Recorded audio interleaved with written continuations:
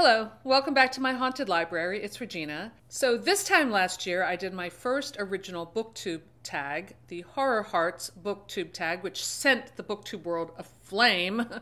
So I thought I would do it again this year with another Horror Hearts tag with a little bit of a different spin.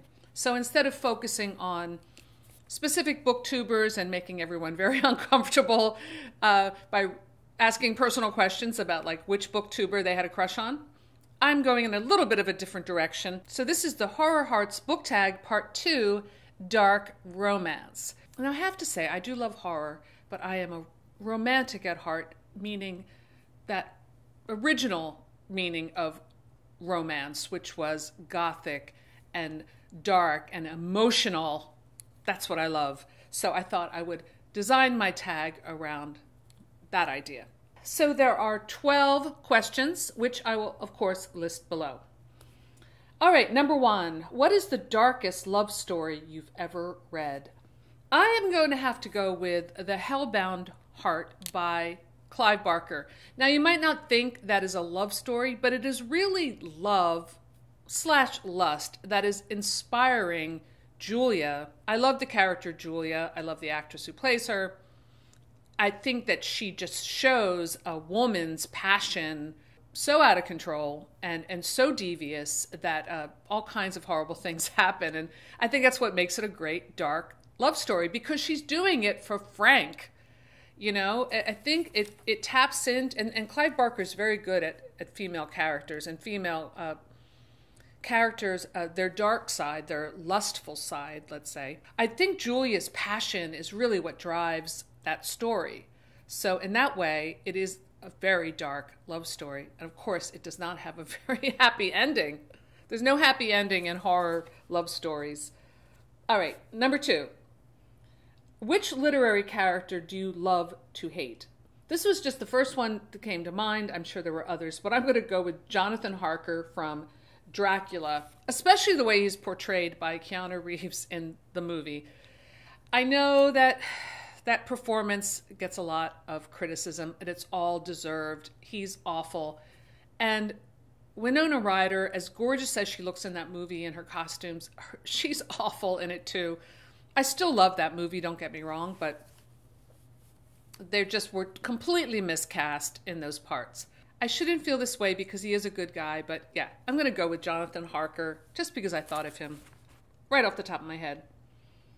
Number 3, who is your literary crush, character, or author? Well, again, I'm going to go with Clive Barker. I just think he's the most charming man in the world.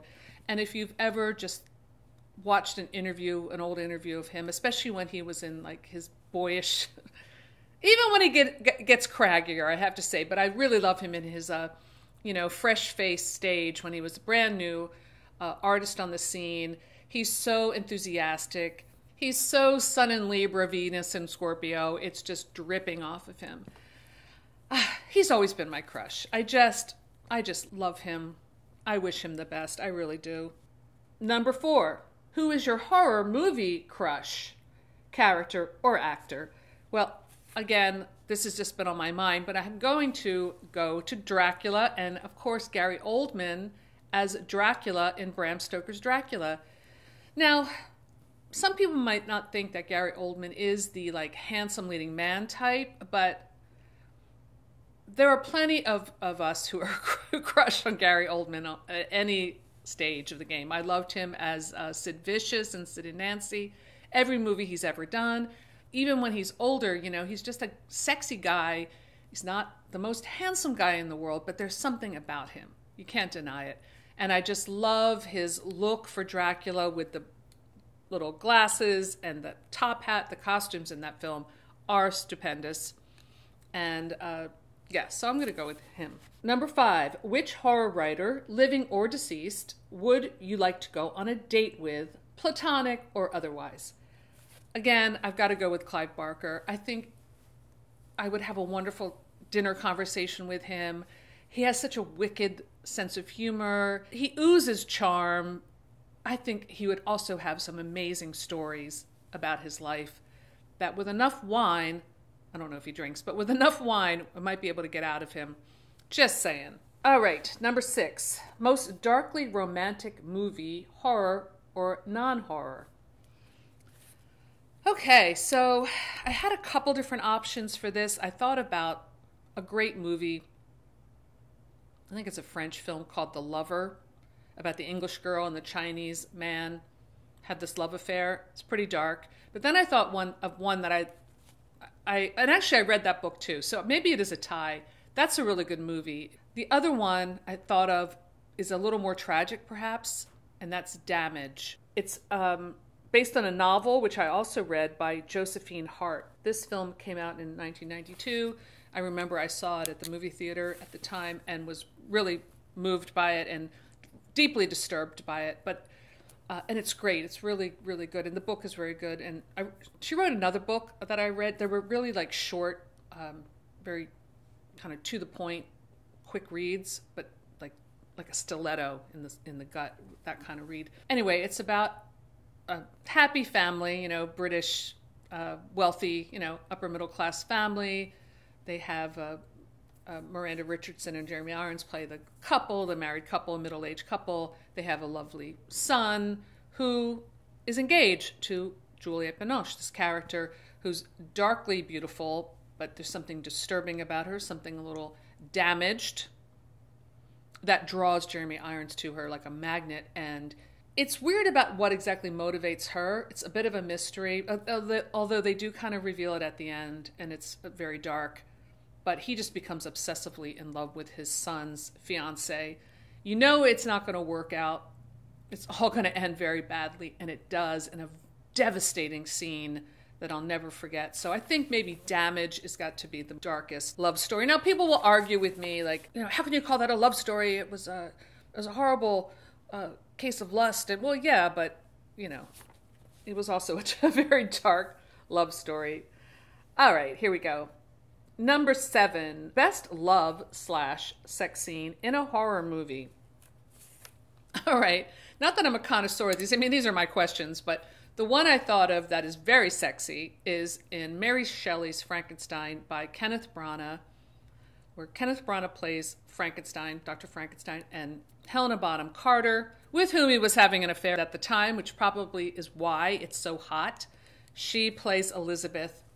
And there's a lot of sexual tension building up between these two the whole time. But they're not going to fool around until the wedding night. And when that happens, it's explosive.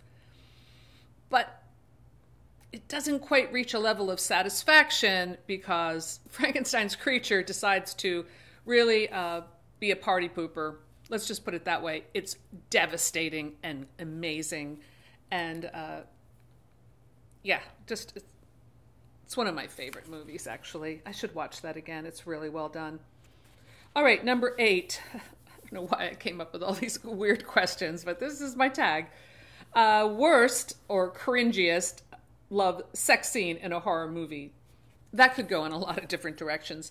But the cringiest one is probably one that I just watched recently, and I did a video on, which I will post somewhere here. And that is Don't Look Now. Now, that is an incredible film. I loved it, but it has this very 70s prolonged love scene between Donald Sutherland and Julie Christie that is so cringy because I just feel like it's just trying to be way too French. I guess it seems not tame by today's standards, but it's just like, there's music playing and they're kind of rolling around, and every time it kind of gets to that place, it's cut to a montage of them getting ready for their dinner date, which is actually very nice, but it just seems to go on really too long.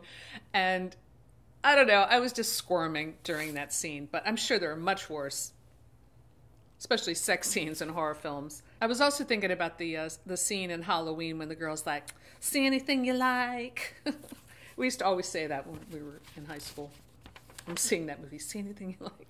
Like when you're like, with your girlfriends in the shower stall. See anything you like? Well, anyway. So number 9, most deliciously decadent food and drink indulgence. So that has nothing to do with reading, except that sometimes we like to do these things while we're reading. So my favorite decadent indulgences are always red wine or brandy. This happens to be a black and tan, but this is pretty good in a pinch. Let's see. I don't really know what it is, but this one's shaped like a heart. So, this was a good one. Now sometimes you get the ones that are not so good. So I'm going to wash this down with a little black and tan. You know, this is a really good combination. I think I've discovered something. This would make a great ice cream flavor. Just saying. 10. Read a sample from a darkly romantic / erotic poem. For that, I have to go right to one of my favorite poets, Charles Baudelaire. Am I pronouncing that right? I really don't know French. I'm going to be reading this in English. Sorry. There's so many wonderful poems in this book, and I just love him. Again, the decadence and the depth and the dark romance, it's all here in Les Fleurs du Mal, The Flowers of Evil. Mists and rains, waning autumn, winter, mud-bound spring, I thank these somnolent seasons which I love for offering to both my heart and mind so vaporous a shroud, so vague a tomb. Here on this huge plain where the wind perfects a will of its own and the weather vane cries all night, now and not in the tepid days to come, my soul prefers to spread her raven wings. Filled with dead and dying things, the heart itself is frozen fast, and best of all, O queen of our climate, ashen time of year, your livid shadows never seem to change, except on moonless nights when 2 by 2 we rock our pain to sleep on a reckless bed.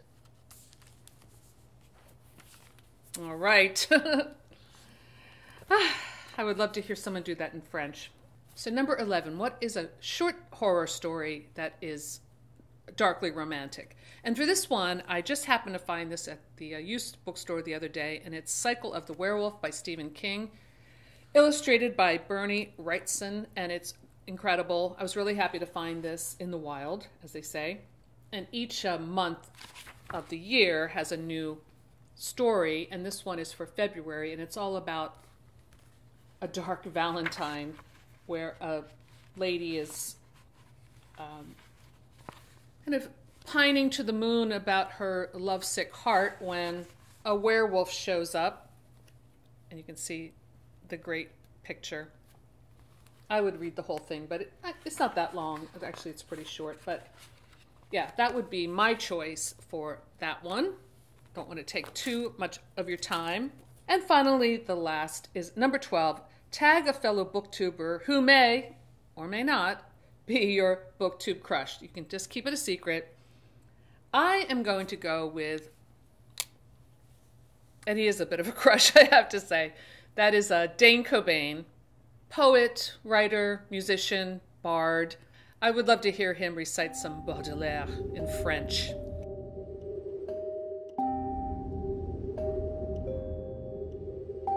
So please feel free to do this tag. Have fun with it. So that's all I have for today. Thanks for stopping by my haunted library, and I'll see you soon. Bye.